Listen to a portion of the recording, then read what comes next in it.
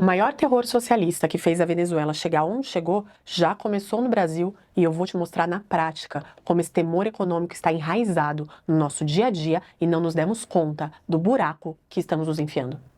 Um dos maiores temores dos empresários que conhecem a história das estatizações compulsórias das empresas venezuelanas é uma realidade velada no Brasil. E eu quero que você veja esses dados comigo. No Brasil, o empresário quase sempre é tratado como vilão, como se ele fosse o explorador, o ganancioso, só que na verdade o que eu vou te mostrar hoje é que no Brasil, muitas vezes, o empresário nem é dono do próprio negócio de verdade. Ele é, na prática, um administrador. E o sócio majoritário é aquele que nunca colocou um centavo, nunca assumiu um risco e nunca vai dividir o prejuízo. O Estado brasileiro. Então já deixa o like e compartilha com alguém que precisa ouvir isso, porque isso vai ajudar esse vídeo a chegar em mais gente e dar um hype, porque essa conversa precisa sair da bolha. E antes que alguém ache que isso é papo isolado, eu preciso deixar uma coisa clara. O trabalhador brasileiro também está sendo destruído pela mesma máquina.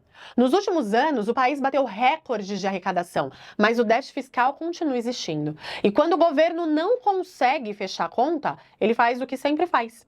Cria mais imposto, mais taxa, mais contribuição temporária que vira permanente. E quando o governo tira dinheiro da população por meio de imposto, o primeiro efeito é óbvio: sobra menos dinheiro no bolso. E aqui no Brasil, o imposto pega tudo. Desde o arroz, que tá aí no seu prato, até o picolé, que você compra pro seu filho. É imposto em cima de imposto, escondido em tudo que o brasileiro consome. Bem diferente dos Estados Unidos. Você vai comprar um produto de 10 dólares e no caixa ele pode ir para 12 dólares por causa do imposto. O consumidor enxerga o tributo. No Brasil, muitas vezes, ele nem percebe o tamanho da mordida, porque o imposto já está embutido em toda a estrutura, em toda a cadeia de produção. O brasileiro paga sem ver com clareza quanto está pagando. Trazendo uma análise de empresas que você conhece, como a Açaí Atacadista. Só em 2025, eles faturaram 84,7 bilhões de reais. Tiveram um lucro de 497 milhões. Mas sabe quanto eles pagaram de impostos?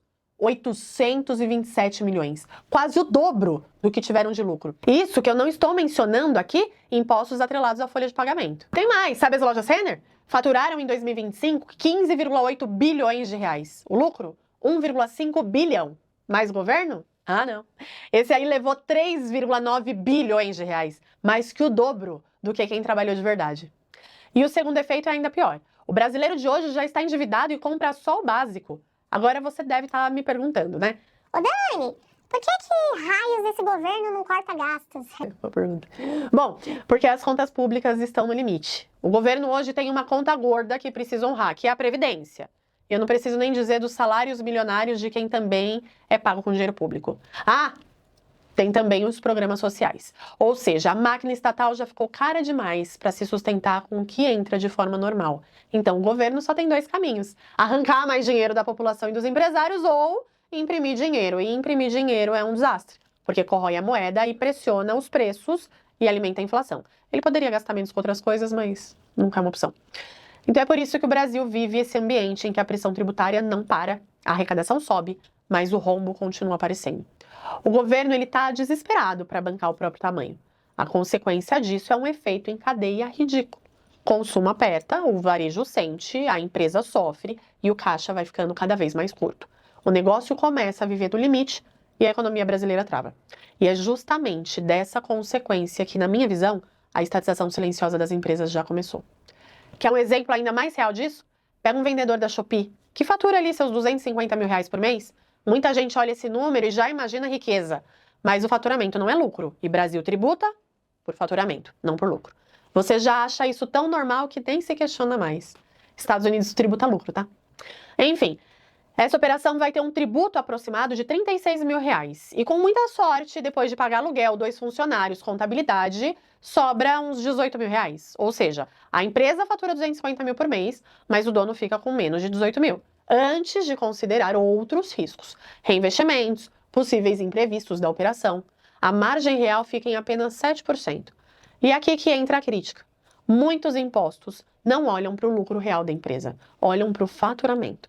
Isso significa que o empresário pode vender 250 mil, ter uma margem apertada, porque pagar fornecedor, plataforma, frete, aluguel, funcionário, contador, e ainda assim ser tributado como se aquele faturamento fosse dinheiro dele.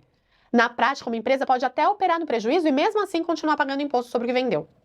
Fora a carga indireta, né? Imposto embutido na mercadoria, imposto sobre a folha, encargos trabalhistas, obrigações fiscais, contabilidade, burocracia, imposto em cima de imposto ao longo de toda a cadeia. Por isso, o problema não é só quanto a empresa fatura. O problema é quanto realmente sobra. Depois que todo mundo tira a sua parte, muitas vezes o Estado recebe antes mesmo de saber se o empresário teve lucro. E pior, esse mesmo empresário não tem gordura para reinvestir, não tem caixa para expandir, não tem folga para contratar melhor, não tem espaço para errar. Ele fica administrando sobrevivência. E o mais revoltante é que, mesmo assim, o governo quer a sua parte. Tem empresa que não fecha por falta de venda, fecha por falta de fôlego. E esse fôlego é justamente o que o Estado vai comendo aos poucos. E quando você olha a concorrência, a situação fica ainda mais dura. O empresário brasileiro não disputa só com a conta pública, ele disputa com um produto chinês entrando em praticamente todos os setores, com preço agressivo, escala e uma eficiência que muitas empresas locais não conseguem acompanhar. A concorrência já é pesada por natureza. Com o ambiente brasileiro, ela fica ainda mais desleal. Nos Estados Unidos, como eu falei um pouco antes, a lógica lá é diferente. Lá o imposto ele é sobre o lucro. Depois que a empresa desconta os custos reais da operação, sabe? Aluguel, folha, contabilidade, estrutura, tudo isso entra antes. E, gente, isso muda tudo, porque o empresário consegue enxergar com mais clareza o que realmente sobrou. Aqui, muitas vezes, o custo aparece antes da previsibilidade. Isso faz diferença demais. Porque nos Estados Unidos, a empresa tem mais fôlego para crescer, reinvestir e escalar. O ambiente é mais previsível. O empreendedor, ele consegue estruturar melhor o negócio. Já no Brasil, crescer muitas vezes significa entrar em mais regra, mais obrigação, mais custo e mais risco. E não é só o empresário que sente isso, o trabalhador também. Quando a empresa aperta, ela contrata menos, cresce menos, reinveste menos ou fecha. E quando isso acontece, o impacto volta para o trabalhador, para o consumo e para a economia inteira. O Estado aperta o empresário aperta a operação aperta o trabalhador e o país inteiro desacelera. Depois, esse mesmo Estado culpa o mercado. Mas o problema não é o mercado, o problema é a política. E enquanto o Estado continuar caro demais, tudo vai continuar subindo para sustentar uma máquina que não protege quem produz. E por isso tem empresário que ainda acha que diversificar fora do Brasil é opção. Não é, é obrigação, é legítima defesa. Ou ele se protege em dólar, ou ele morre no mercado brasileiro. E se tem uma coisa que eu mais escutei nesses 21 anos de mercado financeiro, foi: Dani, eu sou conservador. A Selic tá alta, tá tudo bem. Não, gente, não tá tudo bem. A taxa Selic alta, ela funciona como um pretexto comum, mas não é sinal de país saudável, é sinal de risco alto. É o preço que o mercado cobra para confiar num ambiente instável. E quem olha de fora enxerga isso com muita clareza. Além do erro de concentrar 100% do patrimônio em reais, você fica exposto à oscilação e à forte tendência histórica de desvalorização da moeda brasileira frente a moedas fortes.